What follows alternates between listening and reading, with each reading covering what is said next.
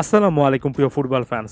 সর্বশেষ ম্যাচে Manchester city হয়ে খেলার সময় রদ্রি খুবই গুরুত্বপূর্ণ প্লেয়ার। ম্যানচেস্টার সিটির মিডফিল্ডের প্রাণকেন্দ্র তিনি একটা ইনজুরি পিক করেছেন। আমি যে মুহূর্তে ভিডিওটা রেকর্ড করছি সে মুহূর্ত পর্যন্ত এটা আসলে নিশ্চিত নয় যে কতদিন মাঠের বাইরে থাকবেন। তবে একজন ফুটবলারদের জন্য একটা সিজন এন্ডিং এসিএল ইনজুরি সবচেয়ে মারাত্মক একটা ইনজুরি হিসেবে যেটাকে ধরা হয়, সে এসিএল ইনজুরিতে পড়েছেন এমন টাইপের কথাবার্তা কিন্তু শোনা যাচ্ছে।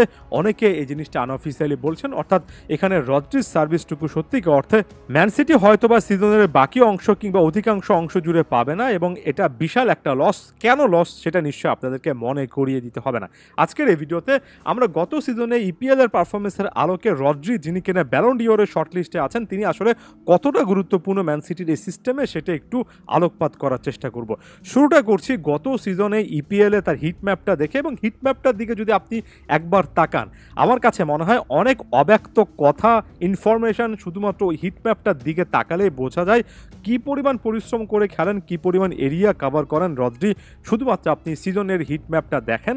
এনাফ এভিডেন্স এই জিনিসটা বলার জন্য যে মিডফিল্ড টু ফাইনাল থার্ড, নিজের ডিবক্স থেকে প্রতিপক্ষের D box, box to box movement, সকল কিছুর জন্য ডিফেন্সিভ মিডফিল্ডার রদ্রি সত্যিকার অর্থে একটা মানদণ্ড সেট করেছেন, এবং যেখানে বা যে ক্রাইটেরিয়াতে শুধুমাত্র তিনিই আছেন নিঃসন্দেহে তার পজিশনের এই মুহূর্তে সেরা ফুটবলার। একজন ডিফেন্সিভ মিডফিল্ডার হিসেবে নিজের হাফে তার অনেক ব্যস্ততা থাকবে, এই জিনিসটা মানা যায়। তবে হাই অন দ্য পিচ গেমে রদ্রি যে কতটা এফেক্টিভ সেটা আমি ভিডিওর পর ভিডিওতে বলেছি। প্রতিপক্ষের ডিবক্সের আশেপাশে হাফ স্পেসগুলোতে রদ্রিকে বারবার খুঁজে পাওয়া যায়, এবং কেন খুঁজে পাওয়া যায় সেটা তার কিন্তু গত সিজনের ইপিএল স্ট্যাটসে আছে। সম্ভবত 9টা গোল 8টা অ্যাসিস্টের মতো করেছিলেন, 34টা ম্যাচে 17টা গোলে কন্ট্রিবিউট করেছিলেন। একজন ডিফেন্সিভ মেন্টালিটির মিডফিল্ডার 34টা ম্যাচে ইপিএল এর মতো টান উত্তেজনা, যেখানে প্রতিটা গোলই মহামূল্যবান, সেখানে 17টা গোলে কন্ট্রিবিউট করেছেন। প্রতি 2 ম্যাচে একটা করে গোলের ডিরেক্ট কন্ট্রিবিউশন ছিল। এই জিনিসটা বলে দেয় রদ্রি আসলে কতটা এফেক্টিভ প্লেয়ার। রদ্রির প্রসঙ্গে একটা জিনিস বলা হয় যে একটা দলের ট্রানজিশনে রদ্রি মূলত গেমটা কন্ট্রোল করেন। আরও যদি সহজ করে বলি, যেমন ম্যানচেস্টার সিটি পজিশনে গেম খেলে, বলটা তাদের পায়ে থাকা অনেক বেশি করে গুরুত্বপূর্ণ, এবং রদ্রি ওই স্পেসগুলো খুঁজে পান যে স্পেসগুলোতে তার সতীর্থরা কমফোর্টেবলি বলটা অপারেট করতে পারেন। অর্থাৎ বলটা কখন কোন জায়গায় মাঠের কোন স্পেসিফিক লোকেশনে পাঠালে সেখানে প্রতিপক্ষ প্লেয়াররা চাপ তৈরি করতে পারবে না, এই ডিস্ট্রিবিউশনটাতে রদ্রি এক কথায় অসাধারণ, সময়ের অন্যতম সেরা একজন ডিস্ট্রিবিউটর। আরও একটা জিনিস এখানে একেবারে না বললেই নয়, সেটা হচ্ছে বলটা যখন পা থেকে প্রতিপক্ষ কেড়ে নেয় বা ম্যানচেস্টার সিটি যখন পজিশন হারায়, তখন রদ্রি হচ্ছে ফার্স্ট ওয়াল, যিনি কিনা বলটা রিগেন করার ক্ষেত্রে সবার আগে এগিয়ে আসেন এবং ফার্স্ট লাইন ডিফেন্স তৈরি করেন। নিজের ডিফেন্ডারদের আগে নিজেই কিন্তু আসলে একটা দেয়াল হয়ে দাঁড়ান, এবং অধিকাংশ সময় বল রিকভারি করার ক্ষেত্রে রদ্রি মুনশিয়ানা দেখেন। এবং এই ট্রানজিশনাল প্লে, অর্থাৎ আপনি বলটা হারিয়েছেন, দ্রুত আরও একবার আপনাকে রিগেন করতে হবে, অথবা বলটা আপনি ফিরে পেয়েছেন, দ্রুত একটা পাস মেক করে আক্রমণের সূচনা করতে হবে।